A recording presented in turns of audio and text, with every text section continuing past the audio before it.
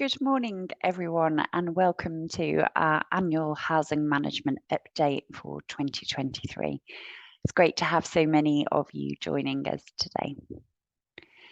Before we get started, there are a few housekeeping points and additional introductions I'd like to make. So first of all, you'll find a banner along the bottom or the top of your screen. And here you can see there is an option to view the question and answers box and another to view the chat box. For any questions you have for our speakers today, please use the Q&A box and do ask them as we go along, but we will pick them up at the end of the session. If you have any technical issues, hopefully you won't, but if you do, we do have our marketing team with us in the background today, and you can get in touch with them using the chat box, which they will monitor and try to assist with any technical queries for you. We will be recording the session today and sending that out afterwards, so don't worry if you miss anything or need to leave exactly on time or before we finish.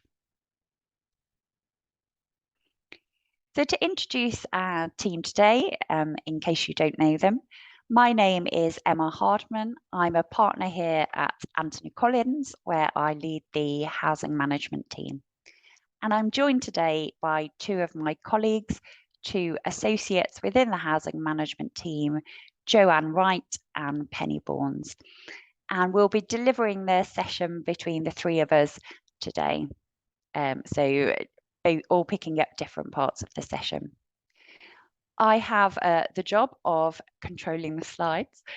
So you may hear Joe or Penny ask me to move on or ask for the next slide. So this session is always quite a mixed bag of updates. Some of you may have attended the two housing litigation webinars we've run in the recent weeks, and some of you may have attended our annual service charge update that we hold in the summer.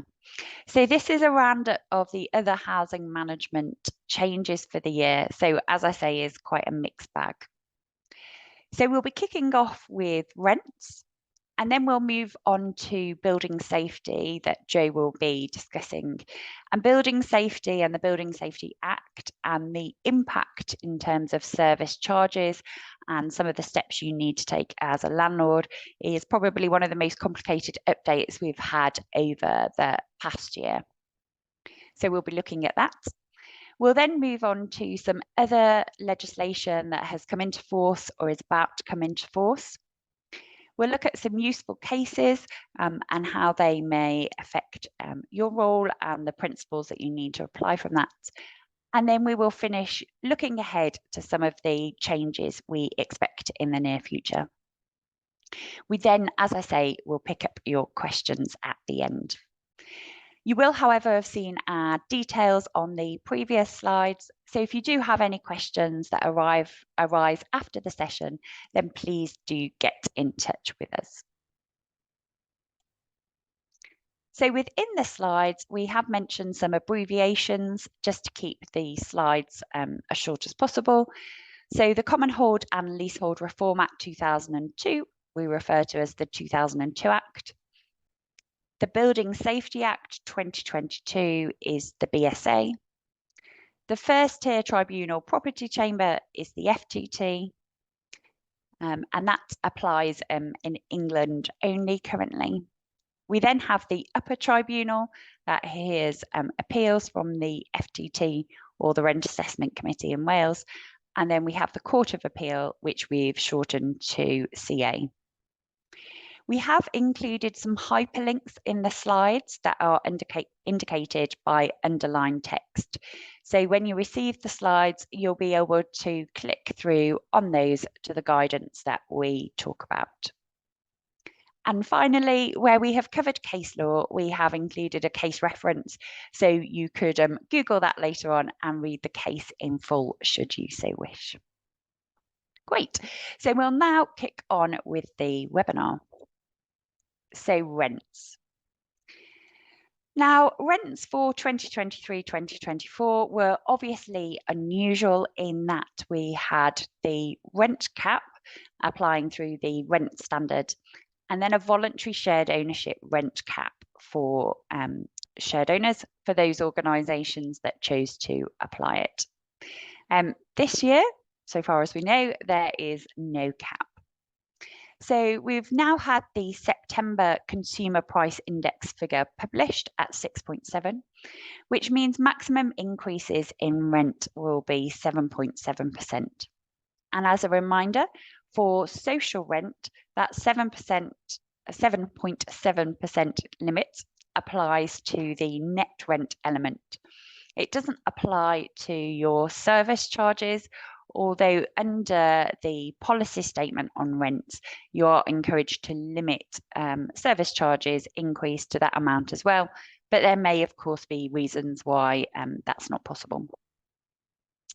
For affordable rents, and that's affordable rents as properly defined in the policy statement, then the 7.7% cap applies to the total rent inclusive of service charges. So that's the first update we have on rents. We then also have a new model shared ownership lease, and the new model leases for the Affordable Homes Programme 2021 to 2026 and the Shared Ownership Affordable Homes Programme for the same period were updated on the 12th of October 2023, which was the same date the Department for Levelling Up Housing and Communities made the announcement. So the most significant change to those shared ownership leases is changing the rent review mechanism. And this is changing from retail price index change plus 0.5% to consumer price index plus 1%.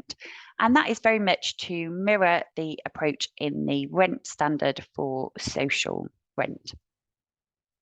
There were also a few other minor changes to the leases as well. So it's important to note that it is only applicable to those leases funded through the programme, together with any shared ownership properties that are funded through a provider's recycled capital grant fund monies from that date. Now, it should be used, as I say, from that date, although there are some exceptions for where funding was agreed prior to that.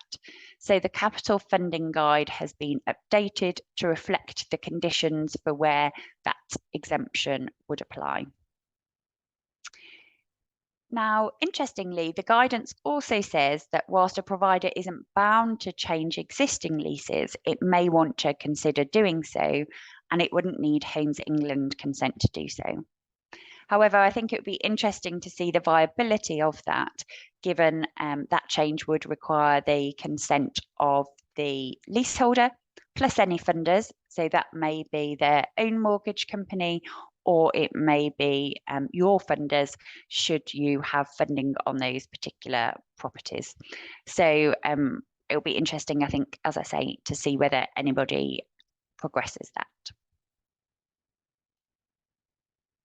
And then I just want to mention a case regarding rents as well. So this case is Mooney versus Whiteland. And this was a Court of Appeal case from earlier this year, all about the validity of a Form 4 notice.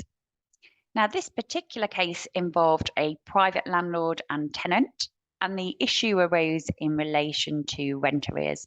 But the case is equally applicable to those of you operating assured tenancies, which includes assured short-hold tenancies, where you have a Section 13 rent increase. So as a reminder, Section 13 of the Housing Act 1988 will apply to rent increases on periodic assured or assured short-hold tenancies in a number of circumstances. So the first is where the tenancy expressly refers to Section 13. Alternatively, it also applies where the tenancy does not include any valid contractual rent review mechanism. And it also automatically applies as a matter of law, where a fixed term tenancy ends and automatically becomes a statutory periodic tenancy. And where Section 13 does apply, then you need to serve a prescribed Form 4 to effect the change. So this case involves some particular wording in Section 13.2, which is on the screen, which says, for the purpose of securing an increase in the rent under a tenancy to which this section applies, the landlord may serve on the tenant a notice in the prescribed form proposing a new rent to take effect at the beginning of a new period of the tenancy specified in the notice. And it was that beginning of the new period which was crucial in this case. So the tenancy was a weekly periodic tenancy from the outset, which started on a Monday and provided that rent was payable on a Monday. The tenant, however, over many years had often paid the rent on a Friday in advance. And when the landlord sent out a Form 4 increasing the rent, it set out a notice of increase that applied on a Friday. So when the rent in arrears case arose, the tenant disputed whether the landlord had validly increased the rent using that notice. And the case went all the way to the Court of Appeal, and the Court of Appeal agreed with the High Court and said the notice was invalid. And the reason for that is that the rent increase date should have been a Monday, by having a Friday rent increase that was not at the start of the period and therefore was not valid. Now, this particular property was in Wales, where we still have the Rent Assessment Committee. And so it was held there that the Rent Assessment Committee didn't have any jurisdiction to determine the validity of the notice, because the notice wasn't valid and didn't take effect. And therefore, the rent arrears arising from the purported increase in rent were not valid. So this is just a reminder to pay close attention to when the tenancy starts and for that to be aligned. And just to mention here, we do offer a rent review service. So it keeps us very busy in December and January every year, where we offer to look at your template rent increase notices and enclosures. So do get in touch if that would be interest.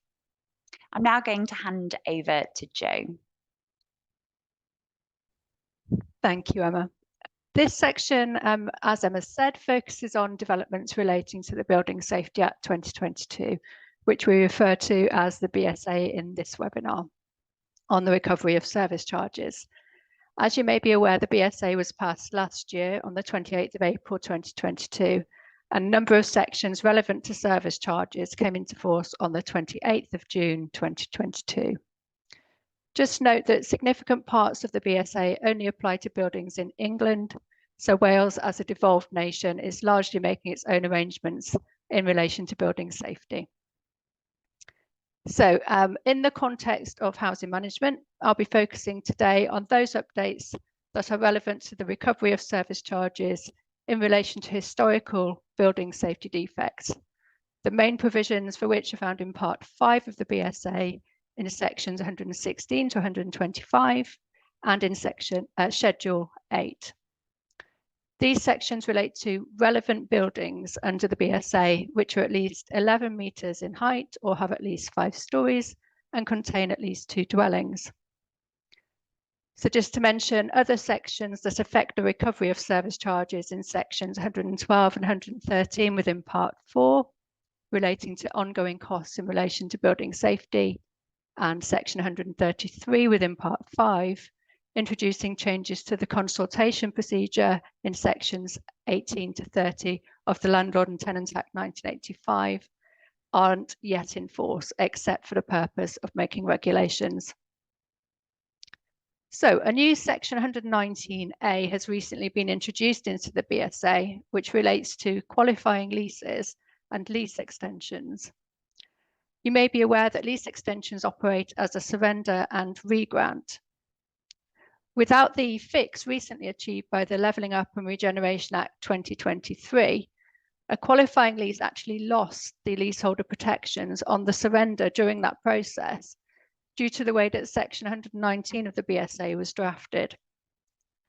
The government had previously tried to mandate that parties should look to agree contractually that the leaseholder protections were retained. However, now that Section 119A is in place and operates retrospectively, the issue is dealt with and is no longer a concern in relation to lease extensions, which is obviously welcome. On the 4th of August 2023, the Building Safety Leaseholder Protections, etc. England Amendment Regulations 2023 were passed, and these came into force the next day on the 5th of August 2023, a Saturday. So in this webinar, I'll refer to the regulations that are shown here on the slide together simply as the regulations. So just to say that we can provide broad advice in relation to the requirements under the BSA and the regulations, or indeed bespoke advice in relation to any particular aspect. Next slide, please. There are a lot of changes to the original regulations as made, which makes some quite significant differences to practice. So these include those shown on the slide here. There's a completely new version of the landlord certificate that must be issued.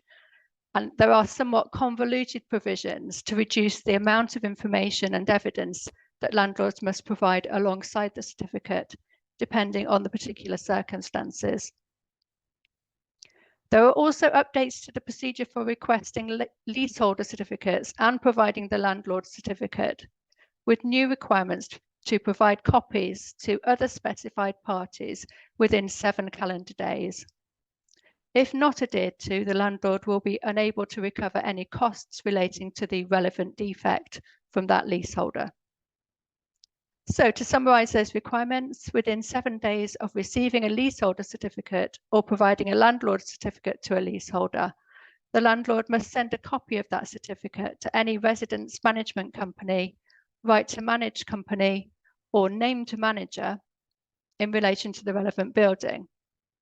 A named manager is a person named in the lease as a party, which has managing and repairing obligations in relation to any part of the building, but is not also the freeholder or landlord of any part of the building.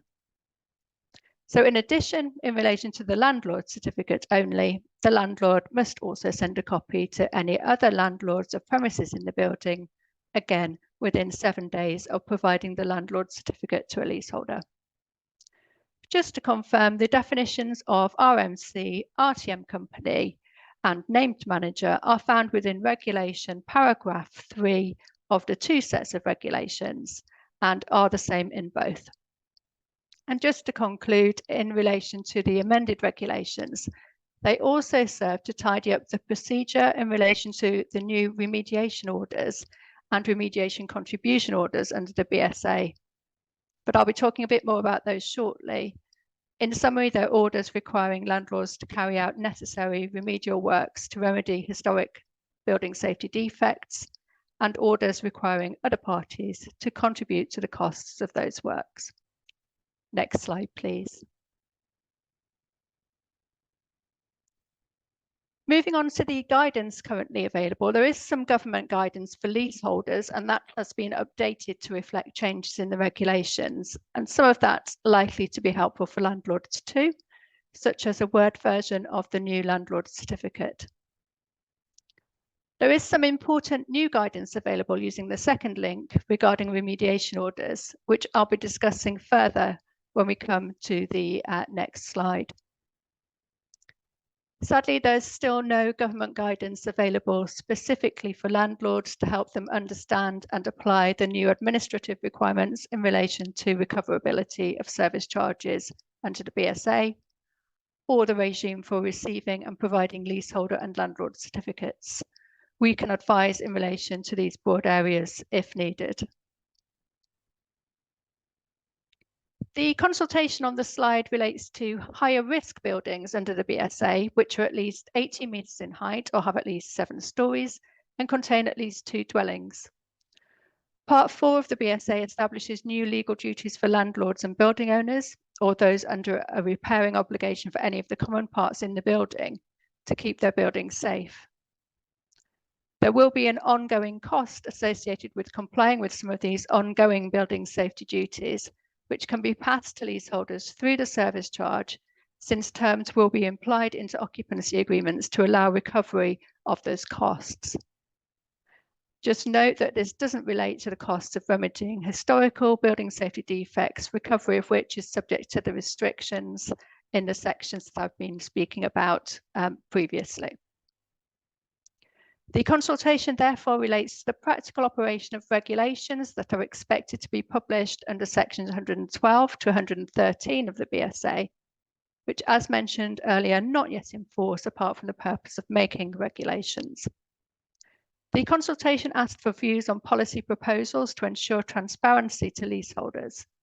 So to give leaseholders information about what they're paying for to keep the building safe, and assurance that the manager of the building is charging reasonably. The consultation closed on the 31st of March 2023, and the government response is currently awaited. So if we could please now move to the next slide.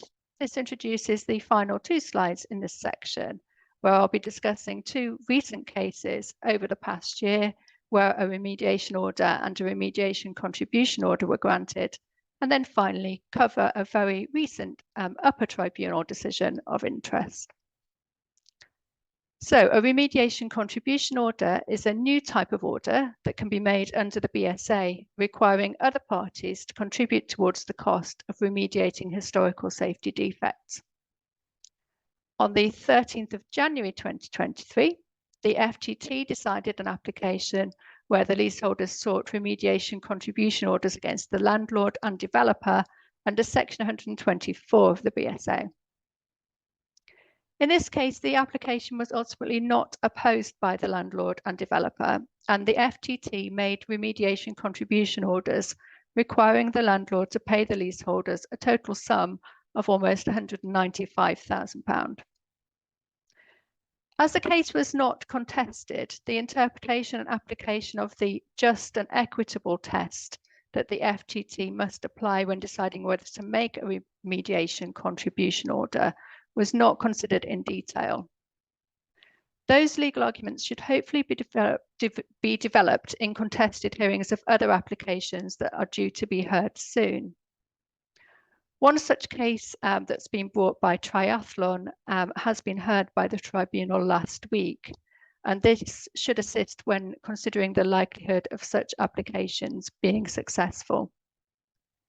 Triathlon is a public and private sector joint venture between Housing Associations London and Quadrant and Southern Housing Group and urban development and investment company First Base, and so is likely to be of interest to the sector. The decision is expected in early 2024. The government guidance for remediation orders mentioned in a previous slide states that guidance in relation to remediation contribution orders will be published in due course. We can assist in relation to remediation contribution order applications either by or against housing providers. The next case we're covering is 2 to 4 Liam Court Road. This may also be referred to by the parties' names, Waite and Others and Kedai Limited, which was decided on the 9th of August 2023 and is an application for a remediation order. So this is a new type of order, as mentioned, that can be made under the BSA, requiring a landlord to carry out works to remediate historical safety defects. This was the first remediation order that has been made by the FGT under Section 123 and has been keenly awaited. The approach that may be taken in such cases where remediation is required to relevant buildings had previously been the subject of considerable debate. In the Liam Court Road case, a remediation order was made against the landlord, which allowed considerable scope for the landlord to determine the particular means by which the relevant defects would be remediated, and a suitable timescale within which those works must be completed. Either party was permitted to apply to the FGT for further directions or a variation in future as needed. As referenced earlier, it seems this case has led to quite detailed guidance being released by the government on the circumstances where a remediation order could be sought and how to go about doing so, which is likely to be helpful for landlords as well as leaseholders. Housing providers with relevant buildings as defined may be subject to remediation orders, assuming they've not already acted to remediate historical building safety defects that exist. Housing providers should clearly act to ensure the safety of their residents, comply with the regulator's expectations, and ensure their reputation is protected. Again, we can assist with any applications for remediation orders that may be received. Next slide, please. This final case is a very recent one, decided on the 3rd of November 2023. It relates to a dispensation application, and so it illustrates that these issues may come up in a variety of types of claims and applications relating to building safety and service charges, where the building is within the scope of the BSA. This is the first upper tribunal decision that has considered the operation of the leaseholder protections in Part 4 and Schedule 8 of the BSA. The decision contains some helpful analysis about the operation of paragraphs 9 and 10 of Schedule 8, and also the interplay of those paragraphs with making a dispensation order conditional, or making a Section 20C order to prevent costs being recharged to leaseholders. So really just to say that going forward, there will therefore be a whole new body of case law developing relating to the leaseholder protections, and we'll be continuing to monitor those cases as they arise. Next slide, please. So we now move on to the next section of our webinar, covering updates in those key pieces of other legislation affecting housing management. Next slide, please. Under the Land Compensation Act 1973, a landlord may have to pay a resident a home loss payment if the resident is permanently displaced from their home, subject to the circumstances and various conditions that have to be satisfied. The home loss payments prescribed amounts England Regulations 2023, which came into force on the 1st of October, increase the amounts payable. For displacements on or after the 1st of October 2023, the new amounts will be for tenants, a minimum payment of £8,100 in place of the existing £7,800. For leaseholders who are entitled to 10% of the market value of their interest in the property, a minimum payment of £8,100, replacing the existing £7,800, and a maximum payment of £81,000, replacing the existing £78,000. Housing providers should ensure that their policies and procedures, together with any business plans for redevelopment, which include permanent decants, are updated to reflect the new amounts. I'll now hand back to Emma to continue our legislation update. Thank you, Jo. So the next piece of legislation to mention is the Supported Housing Regulatory Oversight Act 2023. And this was an act that was introduced as one of the measures to address concerns about the quality of supported housing. This is an issue that we've seen both within the registered provider sector, but one that's also reached mainstream media as well. And the purpose of the Act, as indicated by the title, is to try and introduce better oversight of some of those providers, not necessarily all of whom are registered providers of social housing. So although the Act does technically apply in England and Wales, the provisions in reality actually only apply in England currently. And the Act very much sets the framework for this greater oversight, with more of the detail expected to come in future regulations. So as with anything, the definitions within the legislation are all important, and it's important for those to be considered to see whether they apply to particular landlords or particular properties. But where they do, the Act introduces a number of provisions, which I'll just highlight now. So the first is that the Secretary of State must establish a supported housing advisory panel. And within the Act, there are specified categories of people and representatives who must be part of that panel as a minimum. And the idea is that the panel will inform the Secretary of State about supported housing and the strategies and approach needed there. And that's very much to feed in knowledge from on the ground into the Secretary of State. So there's that direct route in. The next requirement is that local authorities must set a local supported housing strategy. So that's looking at the current demand for housing, the current supply of supported housing within the area, and future plans. So that's intended that local authorities will have obligations to plan ahead for this type of accommodation within their area. We tend to see clusters of this accommodation in particular areas, but each local authority needs to look at their provision. The Act then provides for national supported housing standards. We have seen some introduced voluntarily, but these will be set under parliamentary requirements and take a legislative stance. There's then the possibility that licensing regulations will be introduced.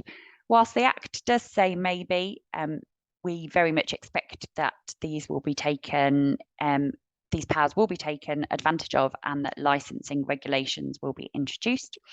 And this will be that in order to operate particular types of housing, the provider will need a license.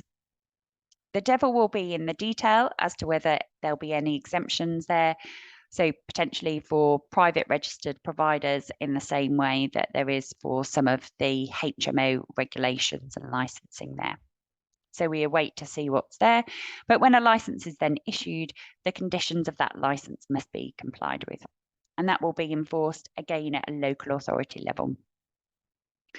And if licensing does come into force, or more likely when it comes into force, there'll then be a period of time that after that's in force, the Secretary of State will consider if a new planning category is required and for properties to meet that planning class in order to operate supported housing.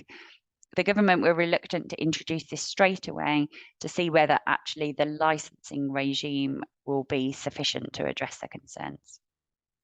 And there was also another minor change in relation to homelessness, and that is that change has already come into force, that somebody will no longer be intentionally homeless if they've chosen to leave supported housing because of the poor quality. This is to make sure people aren't really trapped in poor quality accommodation so that that doesn't affect their future housing options.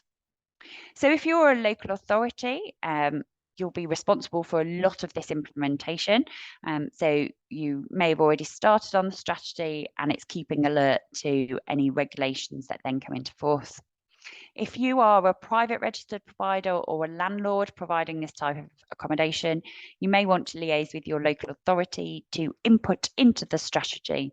And as I say, keep alert to some of the further changes that may arise, which we will update you via our blog and e-briefings. Right, I'm now a quick section from me. I'm now handing it over to Penny to look at more legislation. Thank you, Emma. So this morning I'm going to be concluding this section on legislation updates before we move on to some of the general key cases this year. Okay, so moving on to the new Energy Act 2023, which received royal assent and was passed into law on the 26th of October this year. And in the current situation of high energy prices and increasing costs of living pressures, as well as the mounting concerns about the UK's commitment to its net zero targets, the new Act has been hailed as the biggest piece of energy legislation in the UK's history. So the Act aims to update the legal framework of the UK's energy sector in order to deliver those net zero commitments, increase efficiency, improve regulation, and ensure that energy is affordable for households and businesses. So the changes introduced by the Act are wide-ranging, and the effects of these will be felt not just in the energy sector, but more widely. But for the purpose of today's update, we've tried to focus on the changes affecting housing management. So firstly then, the Act appoints Ofgem as the new regulator for heat networks, allowing Ofgem to set rules on excessive pricing, transparent information for consumers, a high quality of service, minimum technical standards and carbon limits. It also expands Ofgem's remit to take into account net zero targets in its day-to-day decisions. And the Act establishes an authorisation regime for regulating organisations that supply heat through a heat network or operate a heat network, which will include the introduction of authorisation conditions and other regulations set by the government and Ofgem. So the Energy Act gives Ofgem powers to monitor compliance and take enforcement action where heat networks are not meeting the required standards. Also to investigate and intervene where consumer prices appear to be disproportionate compared with heat networks with similar characteristics, or indeed if prices are significantly higher than those that consumers would expect to pay if they were served by an alternative and comparable heating system. And Ofgem is also able to grant licenses that give heat network developers rights and powers which are similar to those held by other utility providers. Next slide, please.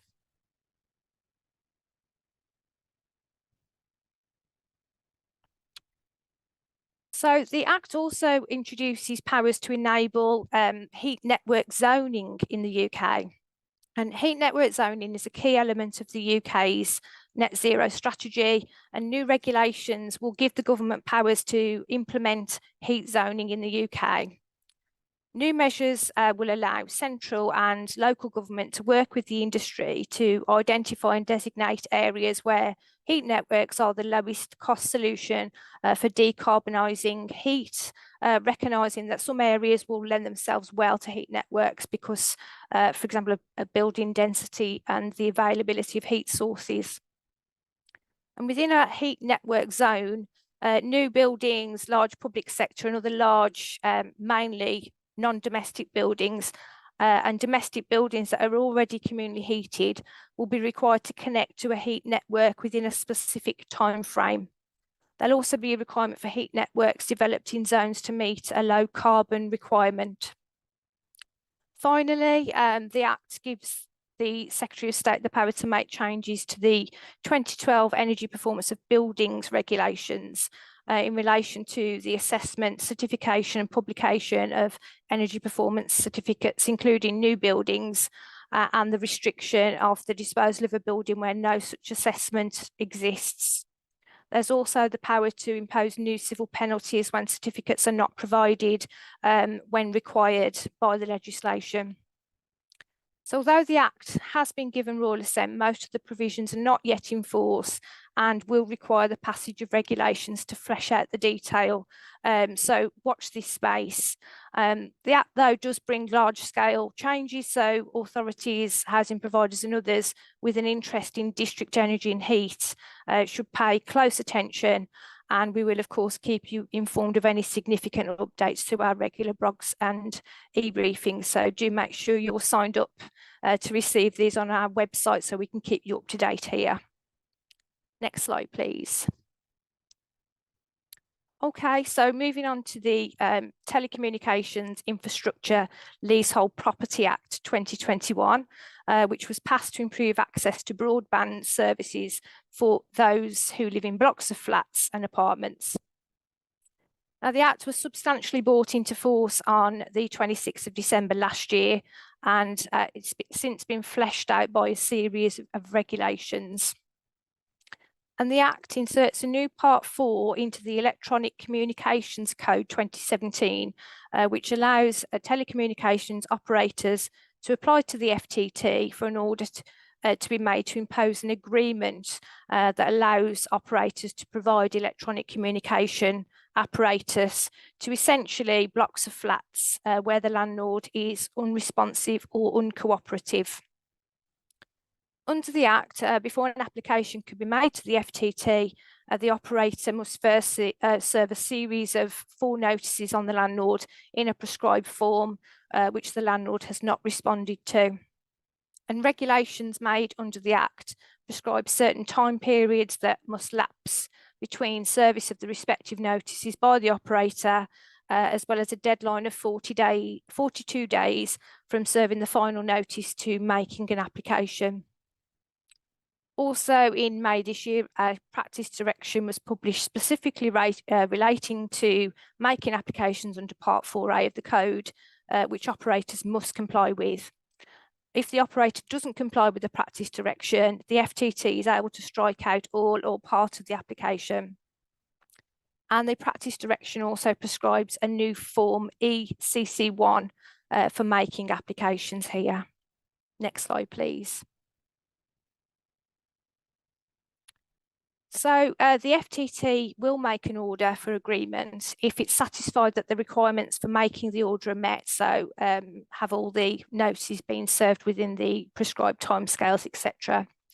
And the landlord has not objected to the making of the order. And the effect of a Part 4A order is to impose on the operator and the landlord an agreement which confers the right under the code as set out in the notice that's notices served on the landlord by the operator, and it binds the landlord to the terms of the agreement. Regulations made under the Act prescribe the terms of the agreement to be made between the operator and the landlord, which includes terms such as the operator obtaining any consents, permissions, approvals, etc. that are required for the proposed works. Also, restoring the landlord's property at the end of the works to the reasonable satisfaction of the landlord. There are also requirements for ongoing maintenance or upgrading of the apparatus installed as required. So the impact of the Act means that landlords may be subject to Part 4A orders if they don't adequately respond to operator requests under the Act, and they'll be required to allow access to their land for electronic communications apparatus to be installed. So I've included a link to guidance published on the updated code, which you'll have access to when we circulate the slides. Next slide, please. Moving on then to the Mobile Homes Pitch Fees Act 2023, which came into force in July this year, which effectively changes the basis of pitch fee calculations under the Mobile Homes Act 1983 from July onwards. So the Mobile Homes Act 1983 provides for certain terms to be implied into all mobile home agreements, which apply regardless of any express terms set out in the agreement. Amongst other matters, the implied terms contain a presumption that the percentage increase in pitch fees should be no higher than an RPI uplift, unless this would be unreasonable. So the Act changes references to RPI in the 1983 Act to CPI and will apply to any pitch fee increase after the 3rd of July this year, regardless of whether the underlying mobile home agreement was made before or after that date. You should therefore make sure that all of your policies and procedures are updated to reflect the new basis for increasing pitch fees. And again, we've also included links in the slides to the Mobile Home Pitch Fees Act fact sheet and a pitch fee review form, both of which have been updated to reflect the changes made by the Act. Next slide, please. Okay, so moving on to recent changes affecting the right to rent. So as many of you will know, the right to rent was introduced under the Immigration Act 2014 and requires landlords of residential properties to check the immigration status of prospective residents and other authorised adult occupiers to ascertain whether they've got the right to be in the UK before granting an occupancy agreement. Landlords must also make sure that someone's right to occupy the premises doesn't lapse. And failure to comply with the Immigration Act is an offence which is punishable by prosecution or a fixed penalty notice. So this means that if the right to rent has not been established for each adult who'll be living in accommodation, then an occupancy agreement sign up shouldn't continue. And as a reminder, broadly speaking, the right to rent applies to private registered providers when they're letting properties, except where they are letting to someone nominated by the local authority under the local authority's duties under the Housing Act 1996. Next slide, please.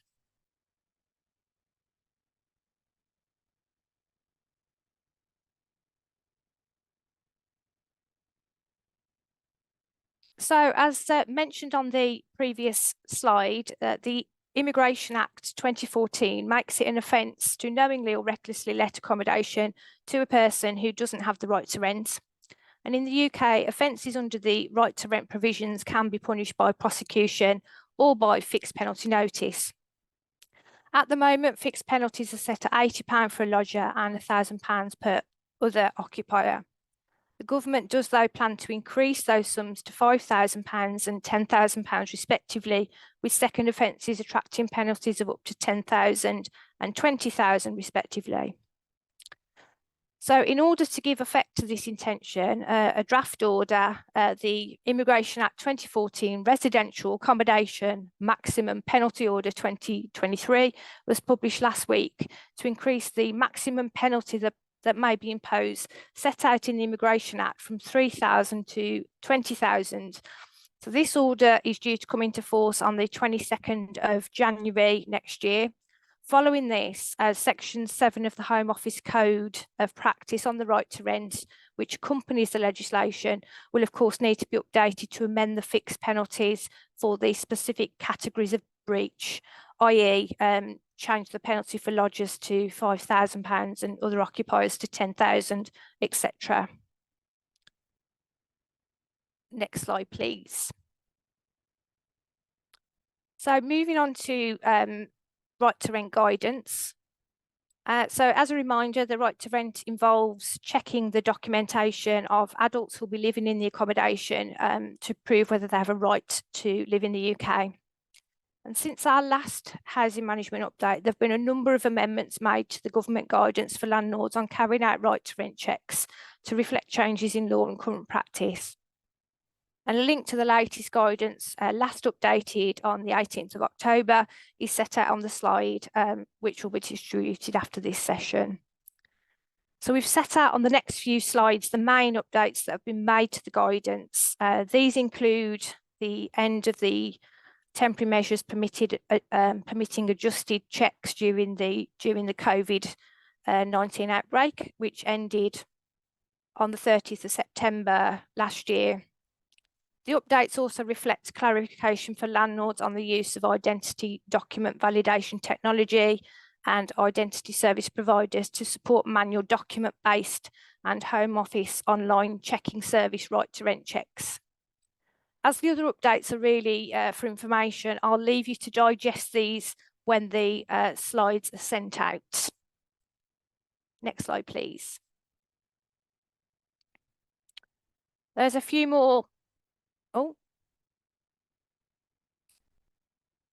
There's a few more updates to the guidance on this slide, including the most recent update made in October, which was to remove the requirement for landlords to verify a digital certificate of application with the landlord checking service when conducting a right to rent online digital check, where this involves an outstanding EU settlement scheme application made on or after 1st of July 2021. Next slide, please. Okay, so moving on to our general case law update. And the first case in this section is Dorrington Residential v 56 Clifton Gardens, which considers whether an intermediate landlord was in breach of a lease because the occupational tenant failed to allow access. Next slide, please.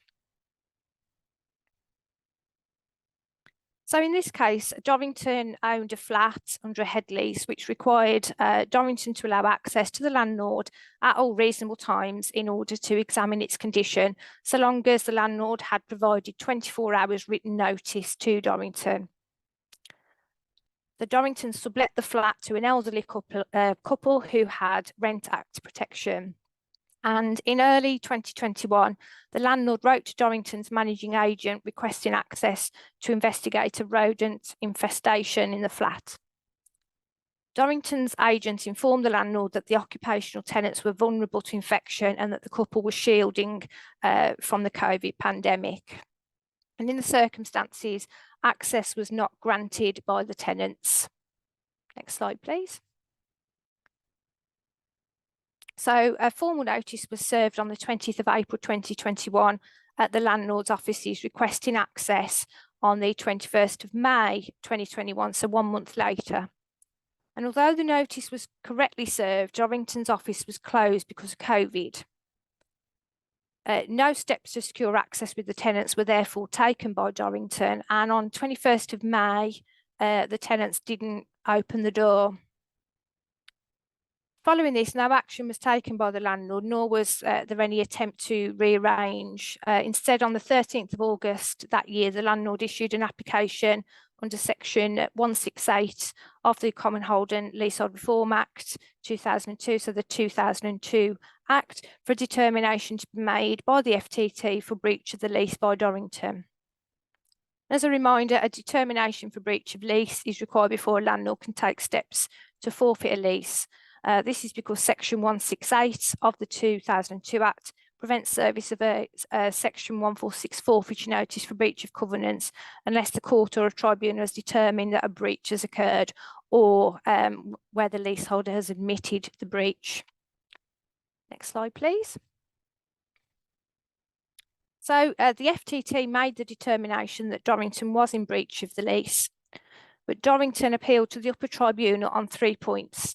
Firstly, that the notice was invalid because the reasons for requiring access set out in the notice didn't satisfy the conditions for entry set out in the lease. Secondly, that the notice didn't not request access at a reasonable time. And finally, that the failure of the tenants to allow access on a single occasion was not a breach of the lease by Dorrington. Next slide, please. So the upper tribunal dismissed Dorrington's appeal, finding that the notice to be valid and that Dorrington had breached the lease. It held that to be a valid notice to enter for the purpose of the lease, the notice needed to identify the time at which the landlord wished to be permitted to inspect the premises. In this case, the landlord was not required to provide any explanation of its reasons for wanting access, although, of course, if the landlord had have included a reason which was not within the scope of the covenant, then the tenant would have been entitled to refuse because the landlord would not then be seeking to exercise its right under the lease. The upper tribunal also held that the time for access set out in the notice was reasonable, and the fact that the tenants were vulnerable to COVID and access was not urgent did not mean that the request for access during the pandemic was not at a reasonable time. This was particularly the case because here a long period of notice had been given by the landlord. And on the breach of lease point, the upper tribunal held that a covenant to permit to enter requires a lessee to take steps reasonably available to it to facilitate access. So in the case of premises which are locked, that's likely to require the tenant to be present at the notified time with the key to allow the landlord to enter. And when the premises are sublet, reasonable steps to facilitate access would involve taking steps to persuade or compel the subtenant to allow access in advance of the visit. As in this case, no steps were taken by Dorrington at all. Dorrington had breached the lease. Next slide, please. So this case gives very helpful guidance to both landlords and tenants and reinforces the importance of knowing the provisions of your leases. Where you are the intermediate landlord, you should make sure that you take steps to comply with any access requests from superior landlords by coordinating access with the occupational tenant, which may in some cases involve getting an access injunction. Where you are the superior landlords, you should make sure that access request notices comply with the lease. And where access is required at reasonable times, that those times are reasonable in those particular circumstances. This is because this decision made it clear that what is reasonable will very much depend on the facts of the particular case. Next slide, please. Okay, moving on to East Point v Otabaga, which considered whether a right to manage company was entitled to apply to the FTT for a determination that the leaseholder was in breach of the lease. Next slide, please. So in this case, a right to manage company had acquired the right to manage a block of flats. Under Section 96 of the 2002 Act, the right to management company was responsible for discharging the management functions under the leases, and those functions are defined to include functions relating to services, repairs, maintenance, improvements, insurance or management, but the definition expressly excludes any functions which relate to re-entry or forfeiture of the leases. So the right to management company considered that the leaseholder was using the flat to conduct a business, as well as in a way which amounted to a nuisance in breach of the lease. And as with the last case, applied to the FTT for a determination that the leaseholder was in breach of the lease under Section 168 of the 2002 Act. Next slide, please. So the FTT held that a right to management company could not seek a determination under Section 168 of the Act because it was not a landlord and struck out the application. The upper tribunal upheld that decision, so the right to management company applied to the Court of Appeal. Next slide, please. So the Court of Appeal allowed an appeal finding that applications to seek determination under Section 168 of the 2002 Act could be made by right to management companies as well as landlords, and that it was not a prerequisite to making an application that the applicant had a right to forfeit a lease. This was because right to management companies have the right to enforce covenants under leases under Section 100 of the 2002 Act, and applications under 168 simply result in a determination that there has been a breach of covenant. So the court held that whilst an application under Section 168 may be a route to forfeiture, it was not the only purpose for seeking a determination under Section 168. Next slide, please. It held that as other remedies would be available to the right to management company following obtaining a Section 168 determination, that an application was not a function which related exclusively to forfeiture. So such other remedies would include, for an example, an application for an injunction to prevent a further breach of covenant where the right to management company will be able to rely on the Section 168 determination within those proceedings. So the Court of Appeal remitted the matter back to the FTT for determination on whether or not there had been a breach of the lease. Next slide, please. So this case makes it clear that right to management companies are entitled to enforce covenants in leases and apply to the FTT for a determination of breach of lease under Section 168. Right to management companies are not, though, entitled to bring forfeiture proceedings against leaseholders. In addition, although forfeiture would normally be the next step after seeking a determination under Section 168, because determination is needed before a Section 146 forfeiture notice can be served. This case also reaffirms the established position that we've seen in case law in previous years, that there are other remedies as well as forfeiture available once a breach of lease has been determined in the FTT. So this is the end of my section. I'm now going to pass back to Emma to conclude our case law section. Thanks, Penny. So just to briefly mention two benefit cases, so I'm not going to go into the detail of the case, but just to highlight them. So the first case involving Waltham Forest London Borough Council versus PO was all about the deduction for under occupation that was introduced with the welfare reforms back in 2012, where there's a 14% deduction for one room that's under occupied and 25% for two rooms. So in this particular case, PA was a foster carer, and so the use of the bedroom or bedrooms varied from time to time. And this went to the upper tribunal, and it did just highlight that under occupancy charges can be flexible and vary from time to time. So in this case, the ladies' need did vary, and therefore the amount of deductions were very flexible. So to ensure that that's monitored closely, not just when there's a substantial change in household. The next case is Timpson versus Secretary of State, and this was about third-party deductions from benefit payments. So in this particular case, it wasn't about housing benefit, but the principles are equally applicable.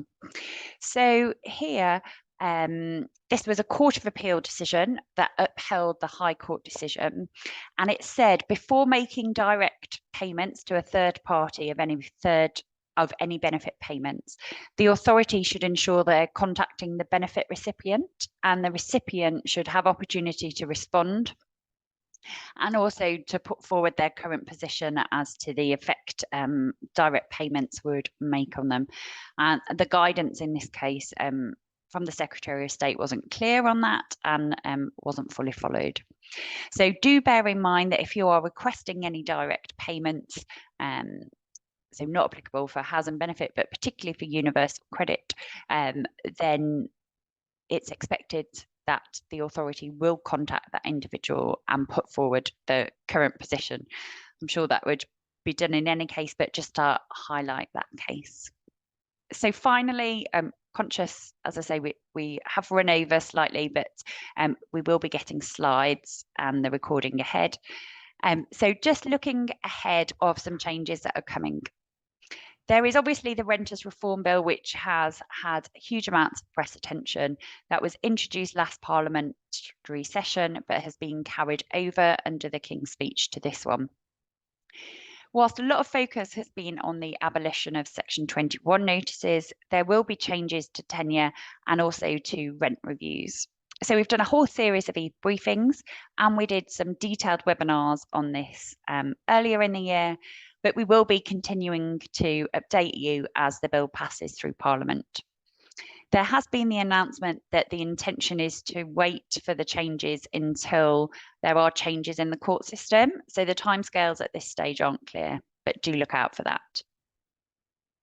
The next is leasehold and ground rent reform, which was announced in the King's Speech and again has been talked about for a long time. So ground rents were restricted last year under new legislation for new leases, but this is about it applying to existing leases. And a consultation has been published that runs from the 9th of November to the 21st of December about restricting ground rent for existing leases. And there are a number of options there about how that may look. So including capping ground rents, setting maximum financial value, capping it at a peppercorn or a percentage of the property value, or limiting it to the original value, or just freezing ground rents now.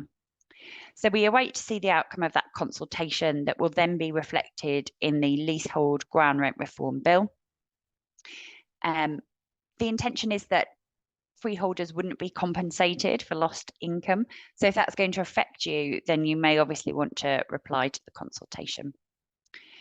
The bill is also expected to extend the rights of freeholders who are paying an estate rent charge to mirror those of variable service charge payers now. So do plan ahead for how that may affect any service charge function you have internally and how that may be planned for. We've then also seen some proposed changes about council tax. The first was about empty dwellings. So that consultation closed earlier in the year and we await the outcome of that. But there has also been consultation about HMOs, and there are new regulations that have been passed. So the council tax chargeable dwellings and liabilities for owners amendment England regulations.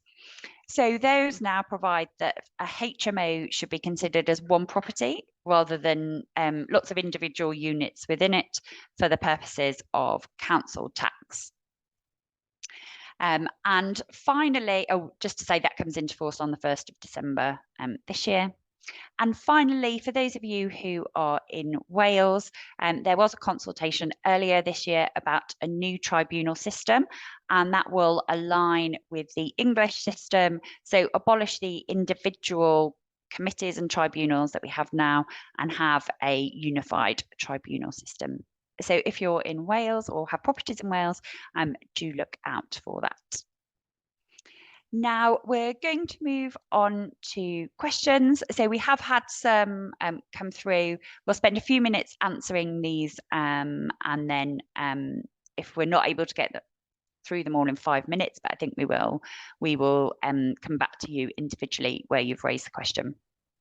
So the first question was looking right back to the beginning of the webinar where we looked at Mooney versus Whiteland. And is it possible to start a tenancy, for example, on a Wednesday, but then having the period of the tenancy Monday to Sunday?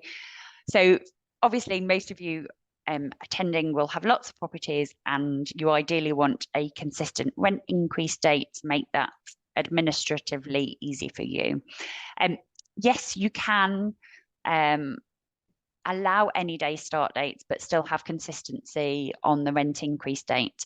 And this is all about how the tenancy is drafted. So the tenancy period is determined by the drafting of the tenancy. So it is possible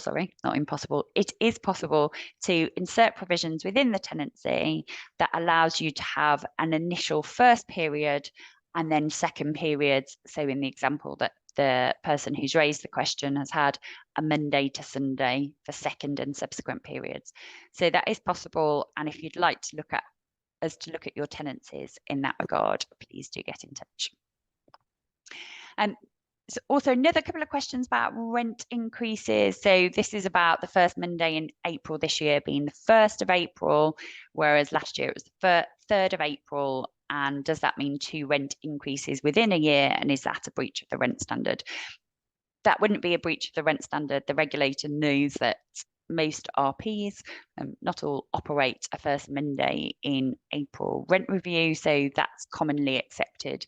You do, however, if you've got a contractual rent increase clause, just need to ensure from the wording in your tenancy agreement that you're not breaching any provisions thereby making that increase on that date. But we do tend to see that pattern every so often when there is the leap year of it jumping ahead.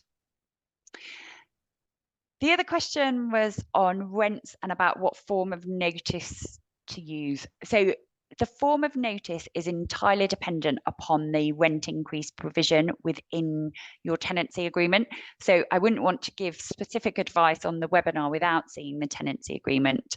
But the question here relates to where there was an initial fixed term AST that's expired but has continued. So if that's just continued as a statutory periodic tenancy, so it's just been allowed to continue, then there is case law that says when it becomes a periodic tenancy, irrespective of what's in the tenancy agreement, section 13 applies, and therefore you would need to send the Form 4s to effect the rent increase validly. So again, then you just need to consider at what point the fixed term tenancy has expired and what are the periods of the tenancy then arising. So do get in touch if you want specific advice on that particular tenancy agreement, but hopefully that helps. And then the last question, Penny. Penny, you mentioned the right to rent not being required where nominated by the LA. I'm just checking as I manage supported living when 95% of tenants are local authority funded for their care packages or all have social worker. Do they therefore not need to have the right to rent checks carried out on them? Okay, yeah, so this is the social housing exclusion. So the exclusion from carrying out the right to rent check only applies where you're letting to someone that's under where someone nominated by the local authority under one of their duties under the Housing Act 1996. So broadly, that's going to be allocation duties under Part 6 and homelessness duties under Part 7. So that's the only where lettings are in those circumstances. no right to rent checks are needed. So you would need to check. I'm not clear from the question whether or not the letting is pursuant to a duty. Thanks, Penny. Yeah, so if you've got your nomination via a commissioned arrangement, that might not be under the 1996 Act, and a right to rent checks would still apply. So do take that into account. Great. So that's all the questions that we had. As I say, if you have any more that arise after the webinar, then please do get in touch. And apologies, we ran slightly over. Thank you very much. Enjoy the rest of your Wednesday.